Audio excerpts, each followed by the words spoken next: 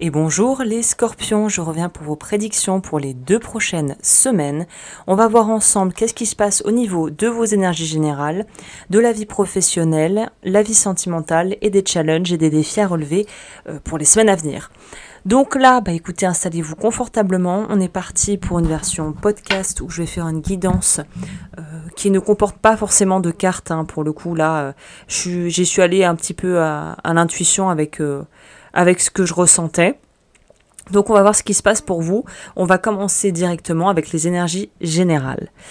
Donc, les scorpions, eh bien écoutez, vous allez être, les 2 prochaines semaines sont marquées par un véritable besoin, un besoin viscéral de réévaluer la situation.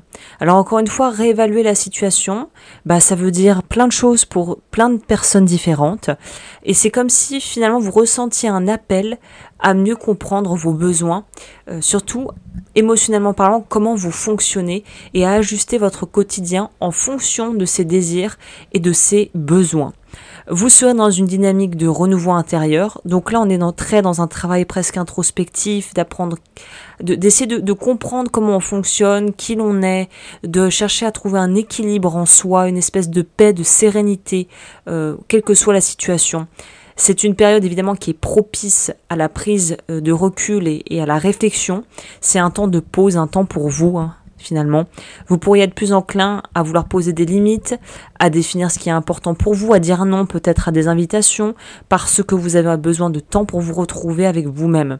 Il se peut aussi que certaines personnes ou certaines situations viennent un petit peu bousculer, évidemment sinon ça serait trop simple, cette quête de tranquillité et de paix, mais c'est ce qui va aussi peut-être vous donner un petit peps et un petit je ne sais quoi en plus pour les semaines à venir. Le conseil que je peux vous donner déjà, c'est d'accorder peut-être plus de temps à ce que vous avez envie de faire pour vous ressourcer aussi, pour faire le point, voir ce qui est vraiment important. C'est une période qui va vous inviter à trouver un équilibre, à être à la fois avec les autres, mais aussi d'avoir ces moments de vraie pause où vous pouvez être tranquille avec vous-même. La question à vous poser durant les prochaines semaines, peut-être pour vous permettre de réajuster les priorités, serait: comment est-ce que je peux réorganiser ma vie pour mieux prendre soin de moi et de mon bien-être intérieur? Et comment ça peut aussi jouer sur mon rapport à l'extérieur, bien sûr. Au niveau de la vie professionnelle et les finances, sur le plan pro, alors là, autant vous avez envie d'avoir des moments où vous pouvez vous retrouver avec vous-même, autant il y a quand même une espèce d'énergie très pulsante, très dynamisante, très frénétique, où on veut prendre des initiatives, où on est soutenu par une espèce d'énergie, de jugeote, d'intuition, appelez ça comme vous voulez, où on a cette espèce d'audace de vouloir lancer des projets et de voir qu'en fait ça marche et ça prend quoi, et c'est significatif. Donc c'est une phase de lancement, je dirais, de façon globale, de consolidation si les projets ont été lancés récemment. Vous allez avoir envie de prendre les devants, de toute façon, de prendre les commandes. Et ça se pourrait aussi se traduire par une reconnaissance aussi dans votre milieu, c'est-à-dire peut-être qu'on va reconnaître vos capacités, féliciter vos initiatives, vous reconnaître et vous valoriser pour ce que vous savez faire. Et bon, évidemment, c'est toujours quelque chose de plaisant quand on est reconnu et quand ce qu'on fait voilà, on a cette espèce de retour positif sur ce qu'on a créé ou sur ce qu'on met en place. Il y a aussi outre la notion de consolidation, il y a cette notion d'atteindre une stabilité, c'est-à-dire que ça croît, la croissance est peut-être lente, mais c'est stable et ça continue de monter. Donc les efforts, ils payent, où ils vont commencer à porter leurs fruits, donc surtout ne baissez pas les bras. Et là encore une fois, comme souvent on vous dit, c'est pas parce que ça commence à monter et que l'argent commence à rentrer, ou même si l'argent commence à plafonner parce que vous avez atteint un plateau justement, eh bien il faut rester vigilant sur la façon dont on gère tout ça et éviter les excès et les achats inutiles ou les investissements qui sont un petit peu peut-être limites ou un peu suspects, quoi, un peu finalement inadaptés à votre vie et peut-être à votre rythme de vie actuel.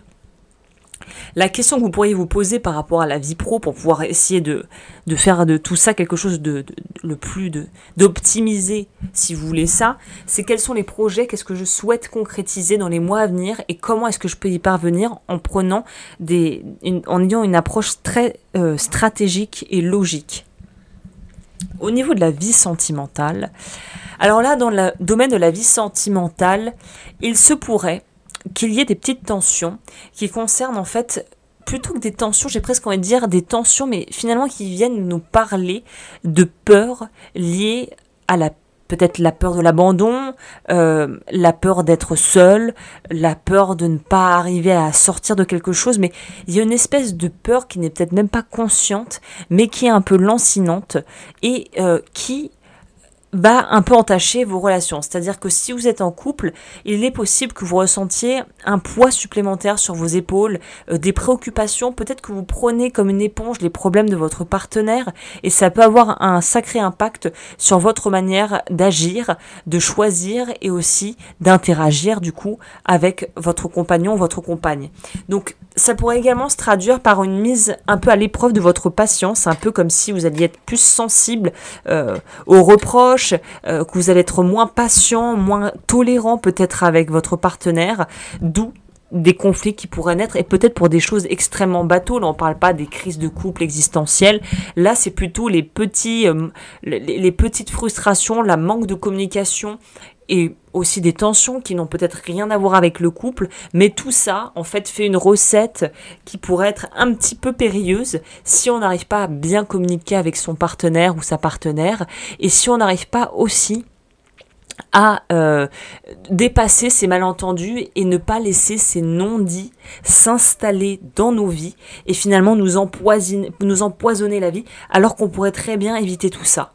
Les célibataires ont, quant à eux, peut-être un besoin de réflexion plus lent, plus profond sur la façon dont vous vous comportez quand vous êtes dans un couple ou dans la façon dont vous allez gérer en fait la relation.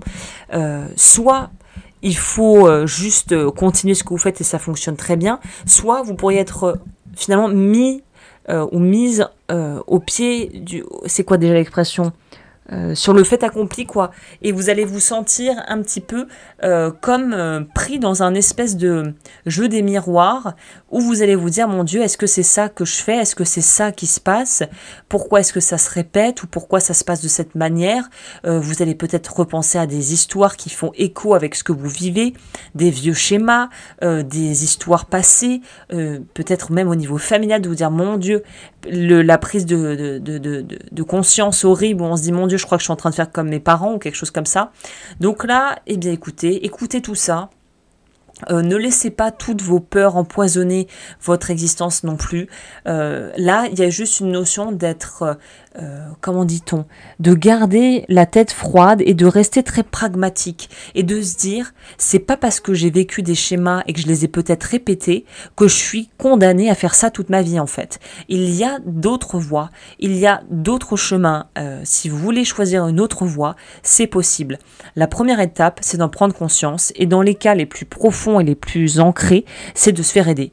Je pense que dans certains cas, une thérapie brève ou un accompagnement adapté pourra vous aider à sortir de ces schémas un peu peut-être d'autodestruction ou de sabotage tout simplement de relations qui pourraient tout à fait marcher mais qu'on n'arrive pas à faire marcher, et dans ces cas-là, il faut faire appel à une personne compétente à même de vous guider sur cette voie.